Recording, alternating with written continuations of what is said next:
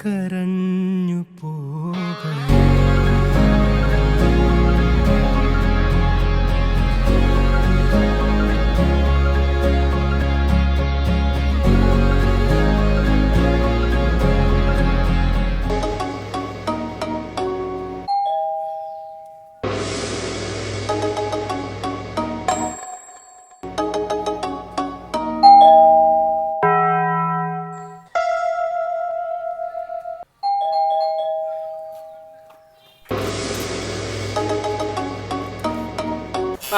താനാ സാറേ താൻ പിന്നെ വന്നാ എന്നോട് ഞാൻ പറഞ്ഞല്ലോ എനിക്കൊന്നും വേണ്ടാന്ന്. സാറേ അങ്ങനെ പറയല്ലേ സാറേ. ഈ ചുറ്റുവട്ടത്തൊക്കെ കുറെ സ്ഥലത്ത് കയറി ഇറങ്ങി ഒരു സാധനം വിറ്റ് പറ്റില്ല. സാറെങ്കിലും മനസ്സാണെങ്കിൽ. എടോ താൻ കൊണ്ടുവന്ന സാധനങ്ങളൊക്കെ ഇവിടെ ഉണ്ട് എൻ്റെ കയ്യിൽ.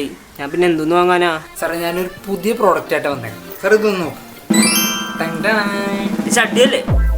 ഇത് ചട്ടിയല്ല, അതുപോലെ ഇരിക്കുന്നുള്ളൂ. ഇത് ശരിക്കും പറഞ്ഞാലേ തലവേനൊക്കെ ഇപ്പോൾ പറ്റിയായിട്ടുമാണ്. ഈ സാധനം എന്ന് പറഞ്ഞാലേ ഇത് ഫ്രിഡ്ജിൽ വെച്ച് തണുപ്പിച്ചിട്ട് ഇതുപോലെ തലയിൽ ഇങ്ങനെ ഇട്ട് കൊടുക്കണം. അപ്പോൾ തലവേനൊക്കെ പമ്പ് അടക്കും. സാറ് ബിസിനസ്മാനൊക്കെ അല്ലേ, തലവേന ഇല്ലാണ്ടിരിക്കില്ലല്ലോ. ഇതിനെത്ര റേറ്റ് തന്നെ? ഇത് മാർക്കറ്റിൽ തന്നെ 1500 രൂപയാണ്.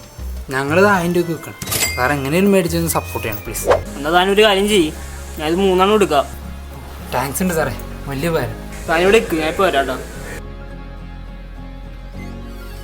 സാർ 3 അല്ലേ പറഞ്ഞ? ആ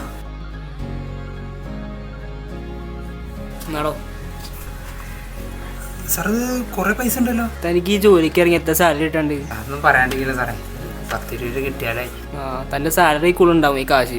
താൻ വെച്ചത് അയ്യോ ഇത്രയും പൈസ. താൻ ഇന്ന് എൻ്റെ വീട്ടിലേക്ക് കയറുന്നത് എൻ്റെ ലൈഫിലെ ഏറ്റവും ബെസ്റ്റ് ഡേയിലാണ്. താങ്ക്സ് ഉണ്ട് സാറേ. എനിക്ക് എങ്ങനെ സന്തോഷം പ്രകടിപ്പിക്കണമെന്ന് അറിയില്ല. അതാ താൻ ഇത് മൊത്തം എടുത്തോ, തൻ്റെ ആവശ്യങ്ങൾ നടക്കട്ടെ. ഹൃദയം മുറിയും അഴലിൽ വെന്താലും മകനേ ഉറവേ.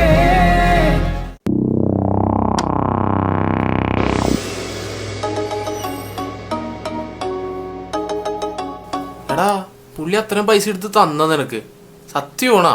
എടാ ഇതുകൂടിയും ചേർത്ത് ഞാൻ 4ാമത്തെ പ്രാവശ്യം കൊണ്ടാ പറയണ. എടാ സത്യമാടാ, എനിക്ക് നുണ പറയേണ്ട കാര്യം എന്തുണ്ട്? എന്നാലും ഒരാൾ ഇത്രയും പൈസ എടുത്ത് തരോ? അത് 50,000 രൂപയൊക്കെ എനിക്ക് വിശ്വസിക്കാൻ പറ്റില്ല കേട്ടാ. എന്നാ വിശ്വസിക്കണ്ട. നീ വേണേ പുള്ളിയോട് പോയി ചോദിക്കും, അല്ലാണ്ട് ഞാനെന്ത് പറയാനാ?